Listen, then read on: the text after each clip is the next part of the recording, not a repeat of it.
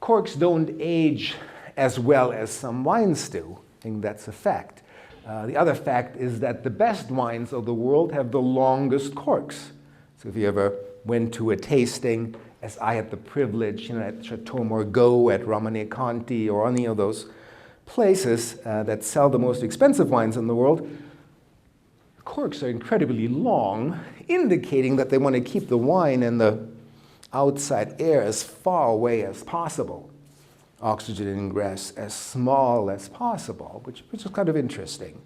In other words, it indicates that the oxygen coming through the cork doesn't really do very much for the aging of wine. Most wine aging reactions are independent of oxygen, and I think that's a reflection. So looking at those really expensive bottles of wine gives you an indication of what the winemakers traditionally think of the influence of cork. Talking about expensive wines, so I brought 2 wines from my old collection at Purdue. I'm sitting with a nice old collection of wines that was put together or acquired by my predecessor, who at the time was the wine consultant for American Airlines. Back then, still today, the largest airline in the world. And before 9/11, the times when, well, a lot of kids here in the audience don't remember, when we went to conferences like that, we would be passing bottles down the aisles, drinking wine on the airplanes, in the good old days. And there was a lot more wine choices, it seems, in first and business class as well. But he bought the wines for first and business class, and as a result, a lot of wineries from around the world send him samples. And I'm still sitting on those samples, most of which are now about 30 or so years old. And let me just look at, that was in 93, that was 98. Okay, even better. Which one of you likes Burgundies, white Burgundies? Anybody? Good experience, there we go. All right, a few hands up in the air. Okay, what's a Grand Cru Burgundy? Are those good? The Grand Cru, that's the better quality there. They're a little iffy. Okay. Okay, so I brought you a 1998, and I guess I'm giving away what I'm pouring you. 1998, Coton Charlemagne Grand Cru, white Burgundy, arguably some of the most expensive wines in the world, right? And I don't know what that cost back then, but if you go to Total Wine or something these days, you probably pay Grand Cru Burgundy, representing about 1% of Burgundy production, what, 250, 300 and up, I would think, right? I forgot, you're winemakers, you don't drink expensive wines, can't afford them, right? Yeah, so very sad. When I was in California, I used to be a member of the Napa Valley Wine Technical Group, which was the group of winemakers that would meet once a month at the Meadowood Resort in Napa Valley. Fancy place, and we have dinner together. It would be a speaker like me, and but the winemakers would bring their best wines. That was the cool stuff, and a lot of those wines that they couldn't afford, themselves, which was sad back then, and even more so now. You probably know Heidi Barrett Peterson, winemaker, Davis graduate, married Bo Barrett from Chateau Montelena, Fresno graduate. And she made Screaming Eagle. I'm not sure if she still makes it, but Screaming Eagle, for many years was the most expensive wine in the world. The bottle was like $500,000 or sold so at auction. But she had hardly any access to her own wines, because at that price, every bottle, certainly every barrel, it'd be a crazy amount of money. So that's the sad part, that the industry has gotten itself into at the high end, where even the producers, the makers of the wine, can't even afford those to pour to their friends or give them away. But in any case, coming back to the cork in a, 24 plus 2 is 26 year old, so it's older than you. So over the years, I have had the opportunity to disassemble quite a few of those old bottles, and the corks tend to crumble. You know, corks are filled with environmental air as the tree bark grows, and so whatever air is integrated into the bark, be this really dirty air, like in Portugal, where they used to burn a lot of trash. It's another story.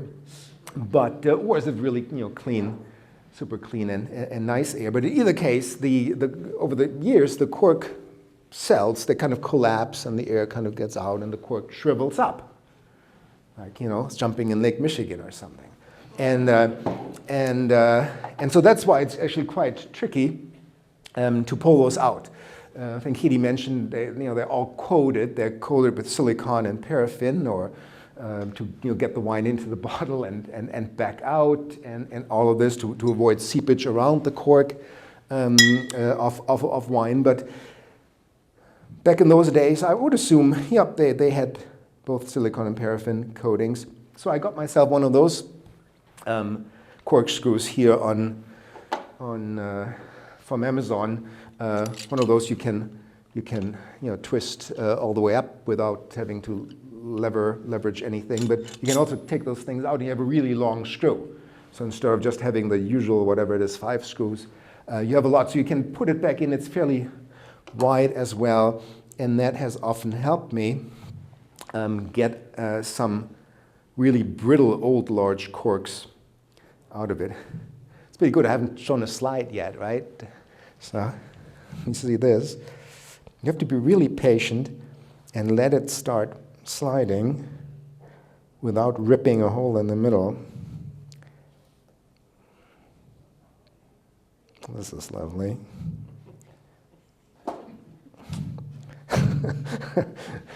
Take the camera away. Yay. All right. Yeah. And it's 1988, so there's probably no lead in the capsule. The other one, I'm not so sure.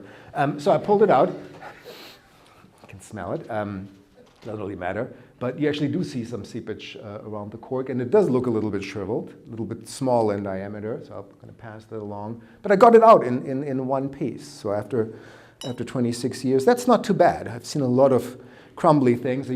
Anybody has a tape measure can measure that this is, 2 inches, almost, what is that, 54, what are the longest ones you can buy? 54 millimeters. So that's probably pretty close to this. So again, let's see.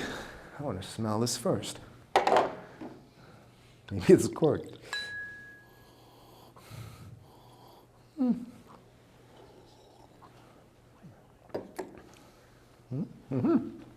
Tasting old white wines is kind of an acquired taste. My old neighbor, Vern Singleton, wine chemist, Purdue graduate, old UC Davis Enology professors, he always poured old white wines. And it's really, as I said, acquired taste because they taste rather different than obviously a young white wine. But once you had a few of those, it's actually quite a neat experience. So again, the most expensive white wines in the world, protected to some degree by the surely aging and traditionally kind of in a slightly reductive style. But anyway, see how a white wine can hold up over 25 years. So if you want to, I'm not going to do the cork again, Al. You have to do this and just pass the bottle along. I think given the number of people in the room, we have plenty. So pour yourself more than an ounce, and that's the first wine.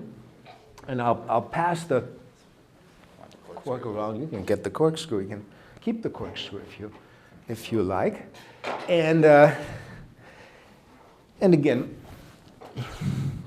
if you want to taste stuff while I'm talking, still first slide. A bottle of 1987 Napa Cabernet, the La Mount Eden, on the classic old wineries in Napa. If you look at the ullage here, the headspace is still relatively small. Capsule can't quite hide anymore that there's some wine missing. little bit of deposit on the side here, the classic combination of anthocyanins and some proteins and other things that form that lacquer layer. And I'm sorry, the bottles were in my Prius and they got all bumped up, but hopefully they're still drinkable. So that's 87, so that was the time when we still had lead in the capsules, or at least in some of them. It looks like in this one too. So we need to wipe the bottleneck so you don't get lead poisoning. Now, yes? You can open as many as you want, and if there's something left over, then the lucky winner can take one home, and then you can trade it maybe against a fresh bottle of Grand Cru Burgundy. Oh, I have no. I'll take this one here. I bought this like 20 years ago. Restoration Hardware. It's a screwdriver that's a corkscrew. Okay, so this is now again has lead in it, really rolled on tight. So you might want to wipe this off. Now I grew up in Europe with leaded gasoline, so my lungs are practically covered in lead. I could have become a professor at Harvard or MIT, but well, that doesn't look good. Oh boy.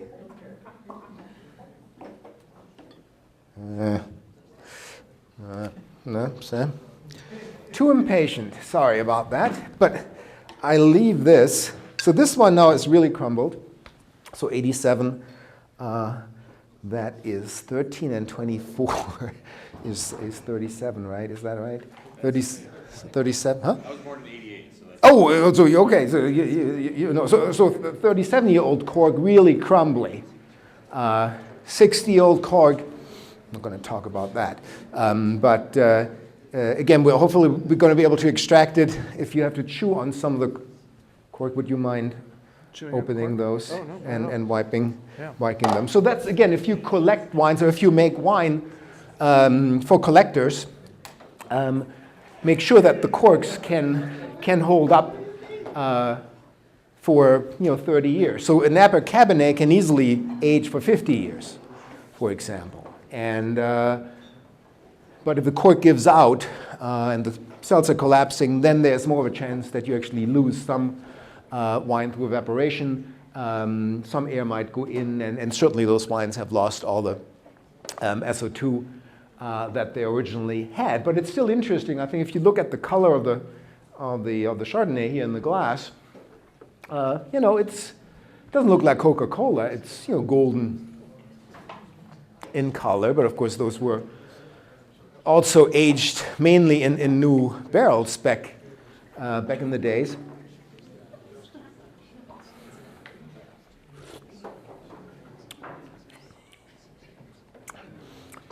There's still some nice acid there. It's actually, I find it quite an attractive, very delicate wine, and you can see that in those Grand Cru Burgundies, be that either Chardonnay or Pinots, when they're really young, they're so powerful.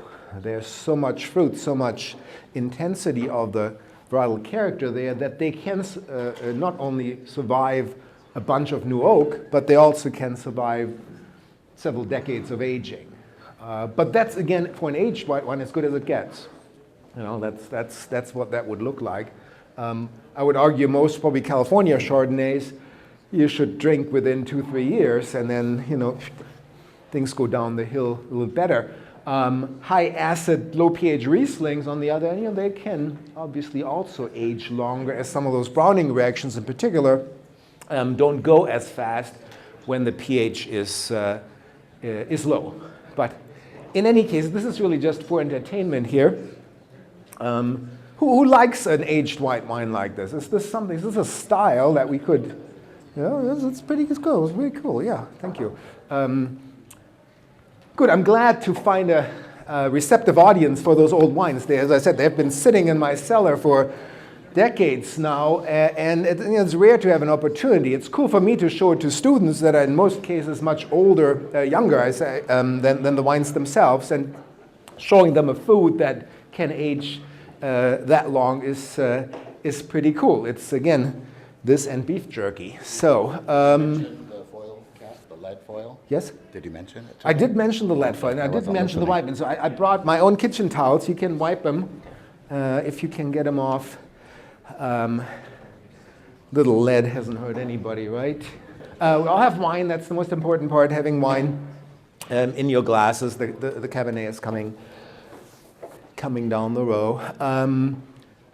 I was a visiting professor in Italy a little bit less than 2 years ago, 2022, and that was a lovely experience at the University of Piacenza in Emilia-Romagna, the place, they make prosciutto and Parmesan cheese. The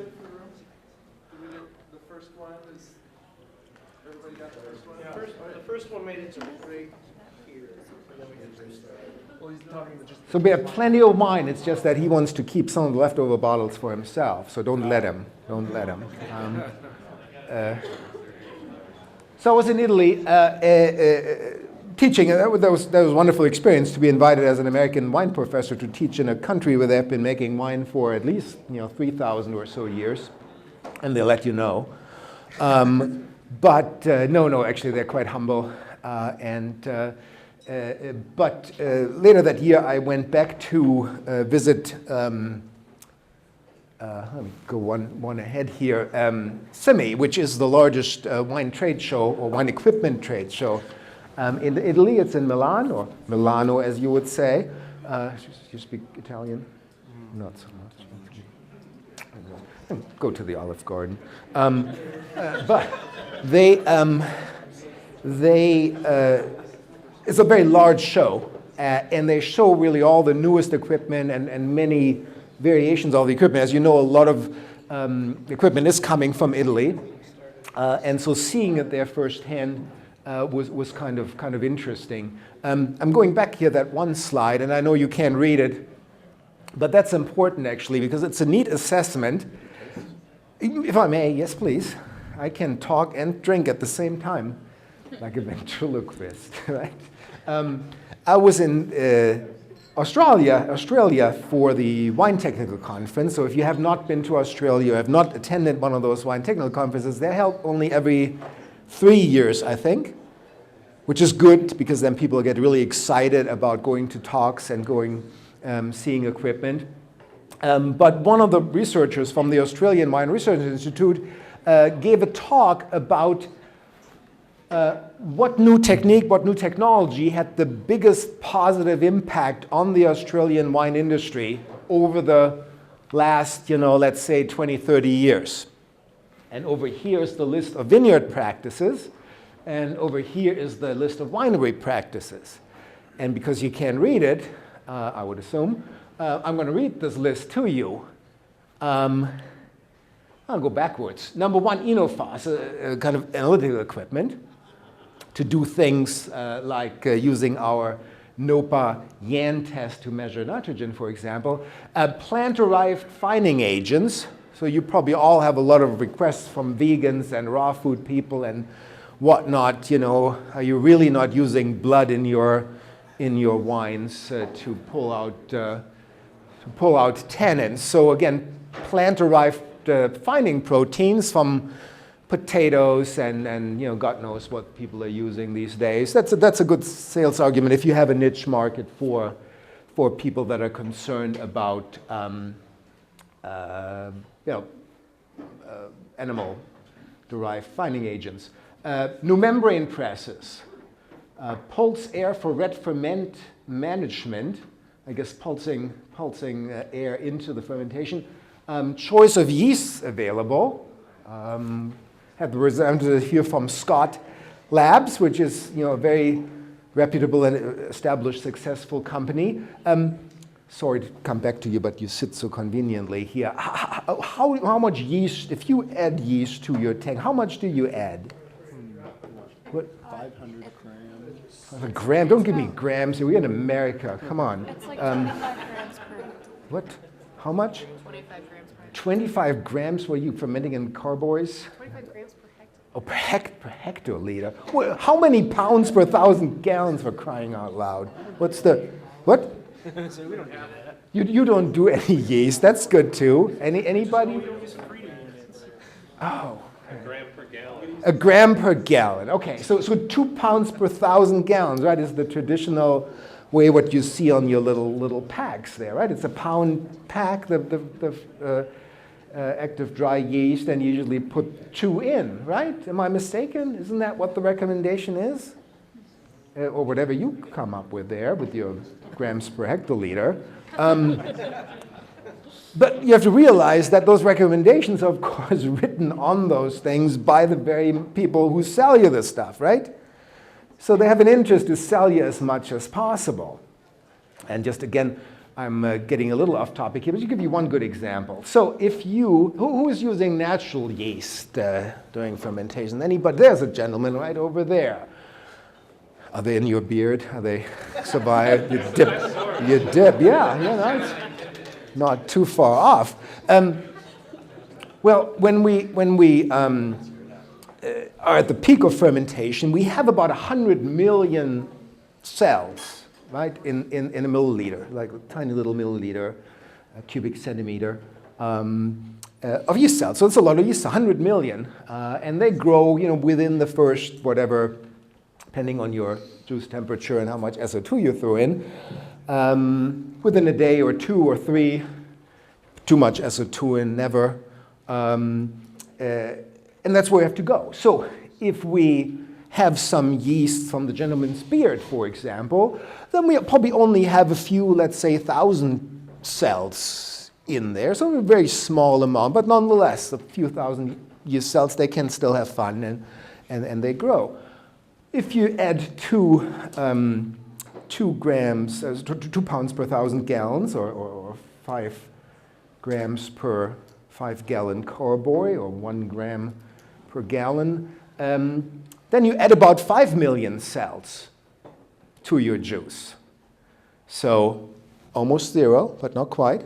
5 million, but either one of those 2 fermentations will go from 0 or 5 million to 100 million. So again, 95 million plus cells per milliliter have to be, grow on their own. So that means in both circumstances, the composition of your juice is really crucial, the nutrients you have in there. And the difference really between 95 million cells that have to grow over the next 3 days or 99 million cells is really not that big. But your bottom line as a winemaker, when you write the check to Scott Labs, that's a substantial amount of money that you're spending on yeast every year, and the yeast you're dumping in there. Now, I'm not saying not to follow those recommendations, but as I said, that's the difference between somebody talking to you, selling you the very stuff, and somebody looking at it from a more scientific perspective and sorting out, does that really make a difference? And did that make a difference 10,000 years ago when humans starting to make wine and we're using Saccharomyces cerevisiae, the very same organism, the very same plant that we use today? And clearly, people have been making wine successfully and without all those yeast strains that you can buy quite successfully. So again, it's always good to go and question some of the practices, even though you have done them yourself, you have learned them, you have taken them over from the previous generation of winemakers. Now again, given the fact that we have more sugar in our juices these days, that we have all kinds of other issues, warming cellars.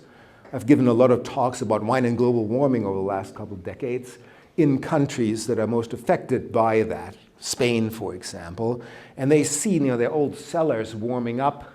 So if you have more or less nutrients, you have more or less sugar, you have more or less higher temperatures, that all affects the fermentation rate, that all affects how the yeast behaves, how the yeast grows, how the yeast can survive the whole process. So that's where it's important to continuously look at the development of yeast strains, new yeast strains that again can handle higher alcohol concentrations, higher sugar concentrations, and the same is true for bacteria as well. Katie mentioned Scott is also one of the largest suppliers of bacteria. In the Midwest, we've always struggled with the choices for malolactic bacteria. So traditionally, The Chardonnay here in your glass, if you still have any, it's a lot of cork, good fiber. And sure enough, that is cork tainted. So you get an example. Back in the olden days, quite a bit of TCA. What am I say? So this wine here, a real Côte d'Or white Burgundy, has undergone malolactic fermentation clearly, slowly aging and all those things. I'm sure you're all familiar with the correlation between stirring your lees and malolactic fermentation going on and when to stop. It's all a talk for maybe for another time. But in a traditional Burgundian cellar, the malolactic fermentation would start after you've done all your yeast lees stirring, in the spring when the cellars were warming up, because they didn't have air conditioning in their cellars. Now, and so naturally, malolactic fermentation would happen during, start in the springtime. And so you had a time where the new wine was protected through the lees stirring, and you didn't put, even without any SO2 in it, because the cellars were cold. In California, you have the situation where temperatures are usually warmer, so you can do a malolactic fermentation pretty quickly after the primary fermentation is over, because the cellars are typically still warm enough, still above 65 or so degrees, so you can do this, or you can even do it concurrently. Here in the Midwest, we traditionally always had problems finishing the malolactic fermentation. In our cellar temperatures, they're often, right after harvest, drop below 65, and then malolactic bacteria are not really growing well. Which means, because you can't add any SO2 to your new wine, because that would kill everything, you kind of have to wait. And that's why, with a lot of Midwestern wines historically, we had problems with film yeasts growing in tanks, in barrel, oxidation, Brettanomyces. And actually, since you have those things in your glass and you tasted them, I brought a few sets of wine flaws, just kind of the pure version, just to remind you of what different off-odors smell like, and Brettanomyces is one of them. So those kind of yeasts that, again, arguably 10,000 years ago, or 1,000 years ago, 100 years ago, were in every single wine. A situation where your malolactic bacteria strains were selected to finish at a relatively warm temperature, and you live in Michigan where that temperature is not easily reached unless you put a heating blanket around your barrel or your tank or something like that. Again, we're in that situation where we often have funky stuff going on in our tanks and barrels as we're waiting out the malolactic fermentation.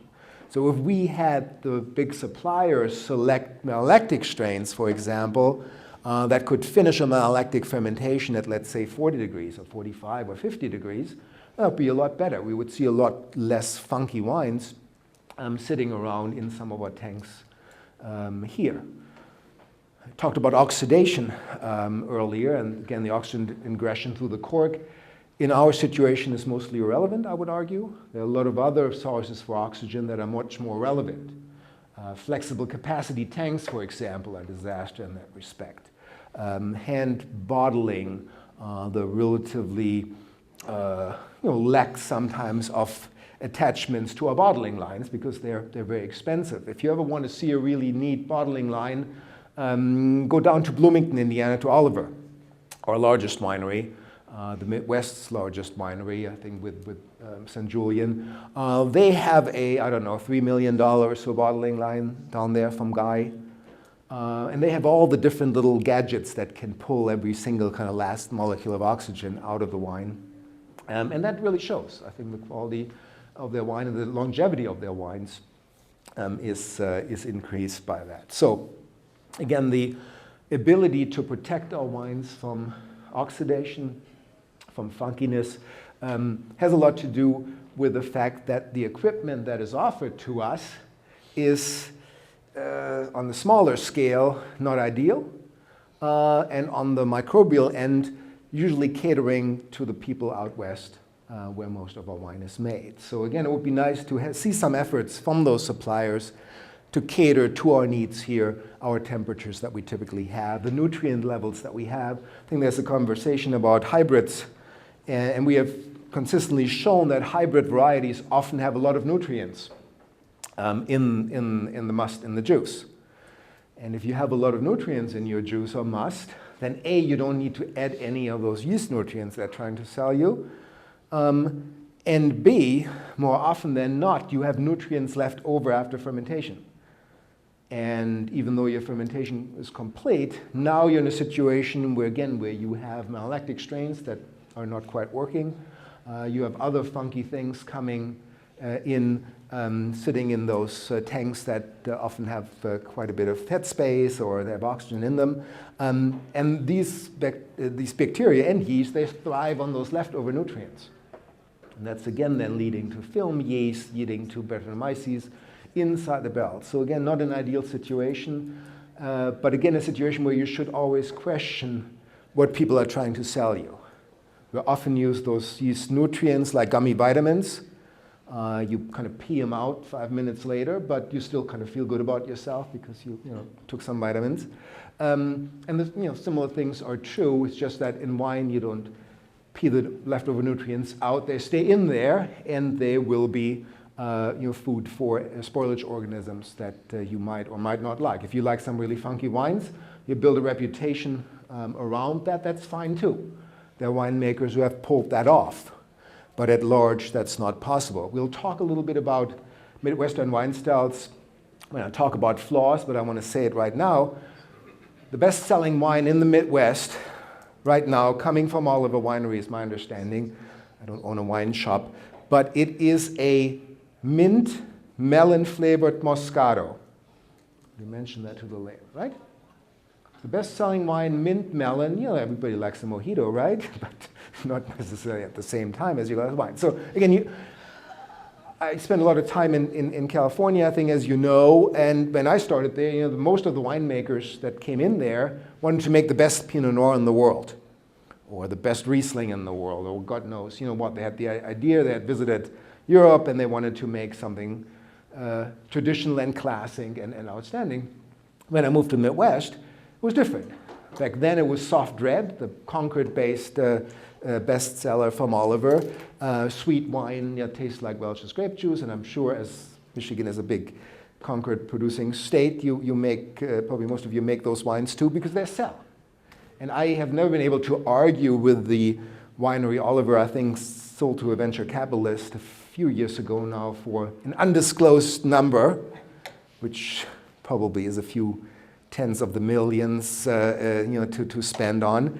And if you sell your winery for $50 or $100 million, if that fortune is built on mint Moscato, mint-flavored Moscato, I can't argue against that.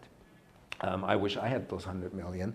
But that's the reality that we're facing, is that the styles are often not necessarily what we would personally drink, but we need to make stuff that sells and that people get excited about. Coming back here to my list, so yeast strains, you have plenty available. And again, when you look at the long lists of things, they're often marketed in a way that they promise you stuff that sounds really good, bringing out more, delicious terpenes or creating better mouthfeel or whatever it is. You have to realize that what the yeast does, to the largest degree, depends on the composition of your juice.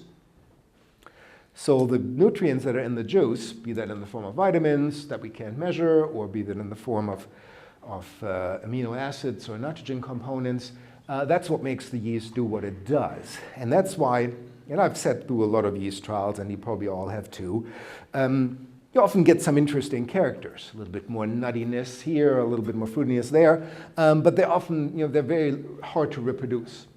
Unless you have a vineyard that always has the same nutrient composition, always the same crop level, and all those things. And again, that's why you have to take everything with a grain of salt that the suppliers list in their catalogs, because again, you're often buying into things that you would like to have, but that doesn't necessarily mean that those products deliver it. But again, I'm neither a salesperson, neither do I want to diss their efforts, but because the lists are getting longer and longer and the choices are often very attractive. Of course, everybody wants a Pinot Noir yeast that was grown in Romane Conti or scraped off the yeast there. But if that can be producing any wine here in Michigan with the same characters, it's a whole different question. Anyway, refrigeration upgrades.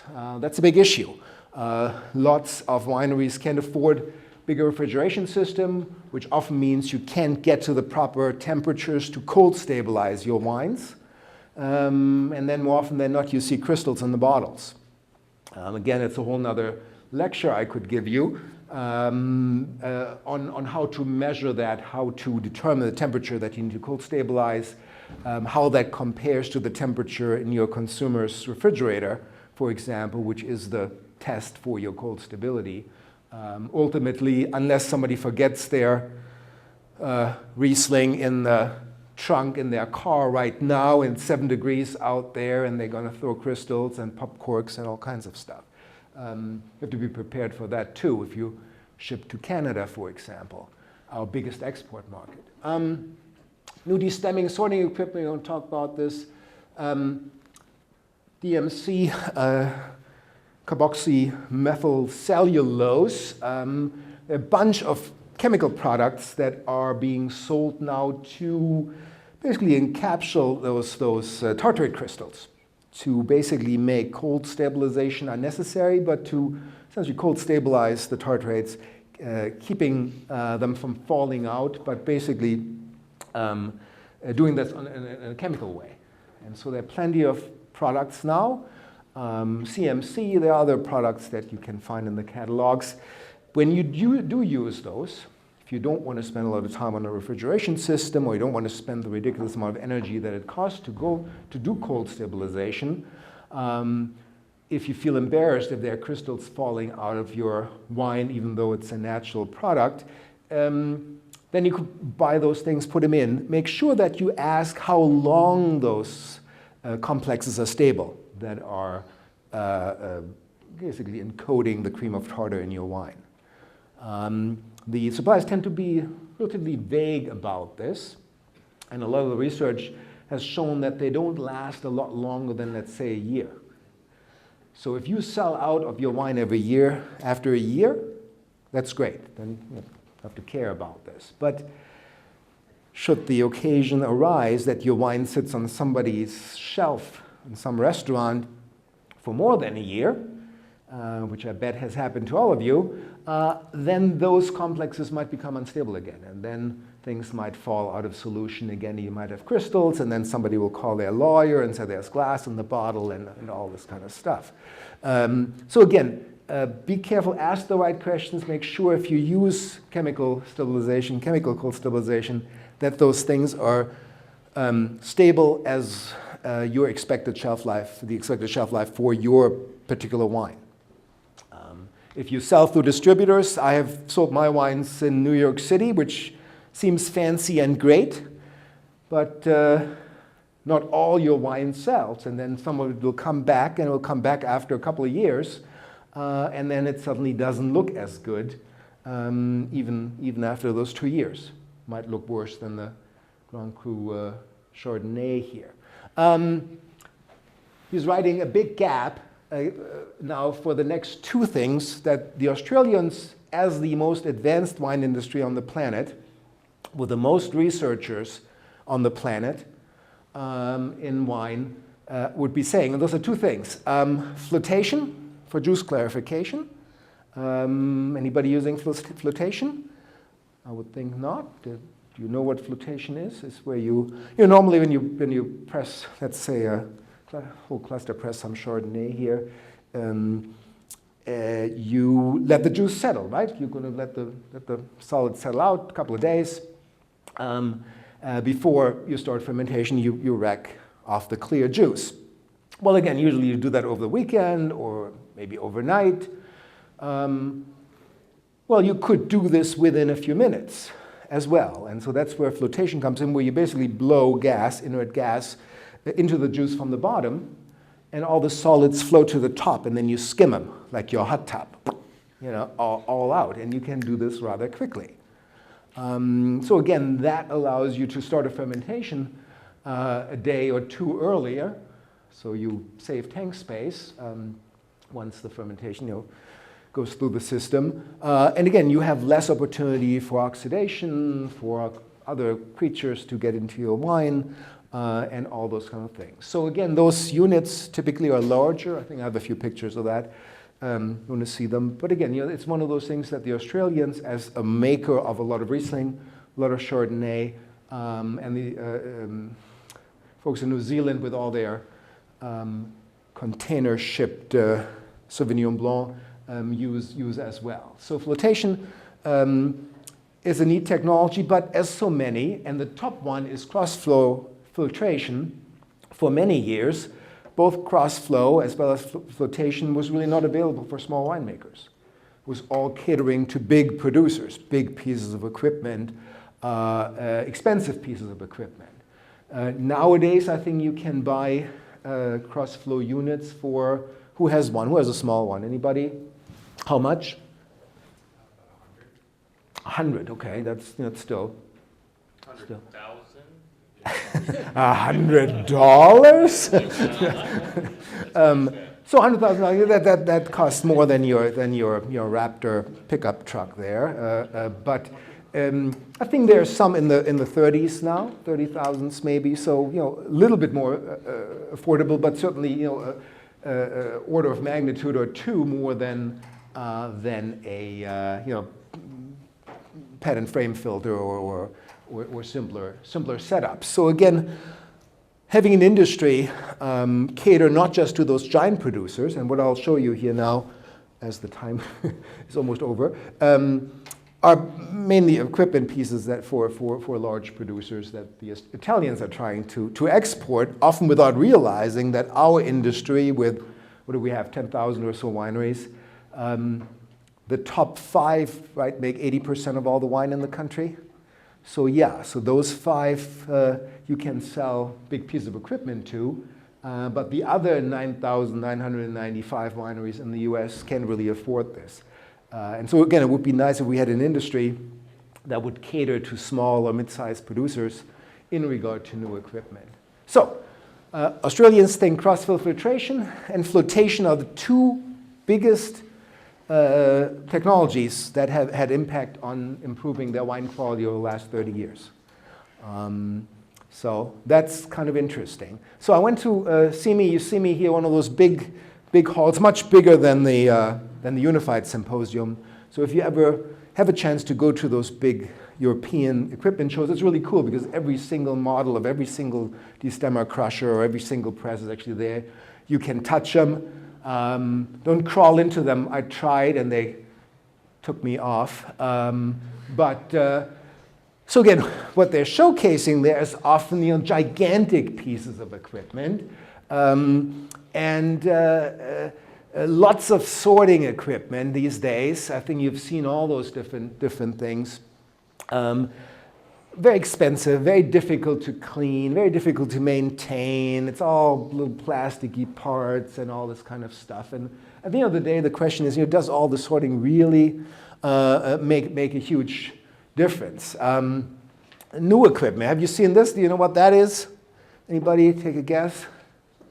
Can you see it? A what? A must pump. Good guess. Anybody else wants to? Whole berry destemmer, yes. So this is called an open grape, they call it. It's a device, a crushing, rolling kind of device that takes whole clusters and is supposedly not just crushing the grapes like we traditionally do, crush them, but they kind of turn them inside out, turn the skins inside out in the process. I haven't seen it work. Maybe, I'm pretty sure somebody has bought it in the US by now. But again, it seems to be horrifically difficult to clean. And again, the question is, does that really do anything? Is the extraction any better? Is there more things coming out of the skins? You get the terpenes earlier into your Riesling? Do you get more seed and skin tannins out of there in the process? I don't know, because there's no consumer reports for winery equipment, right? We just, we either rely on our neighbors who, once they buy this, will tell you great things about it because they have to justify that to their owner. So that, there's not a lot of the pieces, and so that we don't have a lot of good communication of what really works, what does make a difference. And the Italians have been notorious for producing very complicated pieces of equipment that are quite expensive and, again, very difficult to clean. And at the end of the day, as a winemaker, you spend most of your time cleaning stuff, and you probably don't want this. We see a lot of those scaled up modular units. I don't even know what that is, if that is a must chiller or a cross flow unit or a reverse osmosis unit, or it could be anything in there. It could be membranes in there, filters in there. But we do see a lot of things. You see here a press that has an inert gas balloon on top, so you can press without the presence of oxygen. If you don't want to oxidize some of your terpenes, if you do a little bit of skin contact with your Rieslings, for example. I brought you some Gewürztraminer, by the way. Do you grow Gewürztraminer here? Yes, a little bit. Yes, good. Okay, that's good. That's good. Good variety. But depending again on your temperatures, on your year, you give it a little bit more skin contact in some years than others. But if you want to do this without the presence of air, then you have to buy this kind of a contraption. And again, maintaining all this and paying for this, it's hard to determine if this is really worth anybody's time and effort. The last 20 plus years, we have seen again a lot of the basket presses coming back. And I've seen those things around the world, really. I've seen them in China, in Spain, in the US, Australia. Again, beautiful pieces of equipment, lots of good working there, wonderful.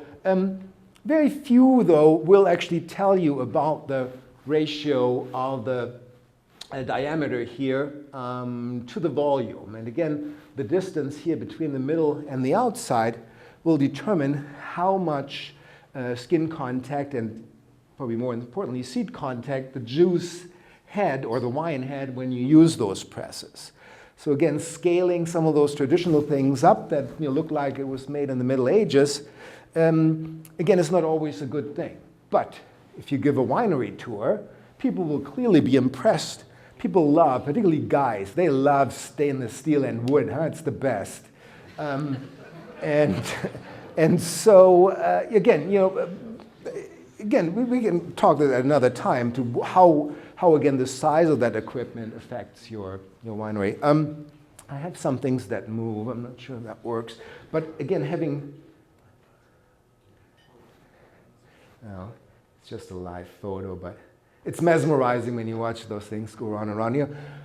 Gentle must pumps, having must pumps that you can actually use that are, for example, adjusted to hybrid varieties that often have more pectins in them that are harder to pump. Again, the equipment traditionally is all for vinifera, and nobody cares about American grape variety. And we have to realize that, and when we test out equipment, sometimes we might run into problems when it comes to things, even if it looks good on the exhibit floor and all that. My first hour is over. One big thing that we have seen is different fermenter shapes these days. And again, if you ferment reds, you want to have something that allows you to slide out the pomace at the end of the deal here pretty quickly. You want to have heating jackets or cooling jackets at different heights, so you can use different volumes of must that you're fermenting in there. So again, some of those things don't change. Those things could have been produced 40 years ago, but again, they all become shinier. They're all getting more little valves and everything. And again, if you give a nice tour, people will be impressed with it.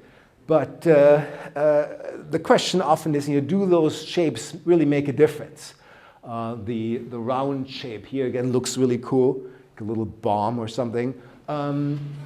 Does the yeast really move differently in there? Again, that will depend a little bit on the fermenter shape, but more importantly, it will depend on your juice composition, on your yeast strain, because again, the yeast will ferment faster, produce more carbon dioxide if it has more nutrients, if the temperature is warmer. So that creates a lot more convection than any of the stuff you read about those concrete eggs, for example. It's more like a Scotch still here. Dairy type on the side fermenters. That's the kind of stuff that Anheuser-Busch has been using for decades to make Budweiser. Those things. That's where the beechwood is in. If you ever been to a Anheuser-Busch brewery there, you probably have seen those. Skins for your tanks. I hope you all have those by now. It looks really cool. It's like your laptop. You can slap those on. And again, the concrete tanks here. Again, people will argue that they do make a better wine, a better tasting wine. Scientifically, I can't really see how this is possible. I can see, though, that if they're not properly coated, that you will extract possibly some calcium out of them and some other interesting things. But, again, it's a neat story to tell. If you go back to Georgia, where they, bury those, what are they, Quevi, what's the name? Those things in the ground there, and they make all their orange wines and whatnot. Yeah, that's cool. Again, it's a niche market, just like the vegetarian, vegan wines. If you want to tell that story, that's fine, but don't think that it really makes scientifically a difference. Having everything wired up with mixers and sensors and letting it all do its own thing, again, that's possible, but it's also super expensive. And again, doesn't make any better wine necessarily. Pump over cap management devices here. See if this there we go. See this can do like punch downs and pump overs at the same time, and it looks really cool on the floor. But just imagine climbing in there and cleaning that thing. Particularly if somebody's on the outside turning it on. So again, the question is, and the Italians have been producing automated red fermenters for many decades, but again, it hasn't caught on much. Who is still using rotary fermenters? Anybody? Rotary fermenters were a big hit in, I would say, probably the late 90s. Basically putting your must in the washing machine and turning it on. And those things had been around for 20 plus years, even in the 90s. Yet people had forgotten about them because they didn't really work that well and they were expensive, hard to clean. But then an American, I wouldn't say winemaker, winery owner, but very, very, very large winery, went to Australia. And the Australians, because they're all the way down under, they're doing their own thing, they had started using rotary fermenters. Those big, things rotating around. And so then that very, very, very, very, very large winery bought rotary fermenters. I'm not sure they're still using them. I haven't heard a peep about them for a long time. But that's the way technology often circles the globe. Has been invented somewhere. People tried it out, didn't work.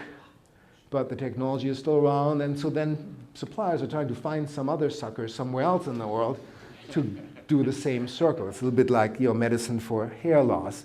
And so again, be aware that most of the technology that I show you here has been around for quite a long time. At Davis, we had the first cross-flow unit, again, in the late 70s. But it was a time when those things were churning the wine and nobody wanted to use them. They were very hard to maintain because mold is growing inside of them. That's why it's also neat here. You see all this, it's a plexiglass fermenter here. You can actually see what's going on inside. If you buy a cross-flow unit, ask them to see a plexiglass cartridge, or not cartridge, but the tube that the stuff is in, because that's where the mold grows. That's where the nastiness happens if you don't maintain those things properly, and you can't see inside because it's stainless steel. So that's where that is. Really cool thing just for the winemakers. If your birthday is coming up on Wayfair here, you can self-ferment. That's pretty cool too. Only $87. I don't know. It depends, I guess. I don't know. It's good, but that guy looks pretty big there. He looks kind of. Well, I guess you fill it with ice. Fill it with ice with hot water.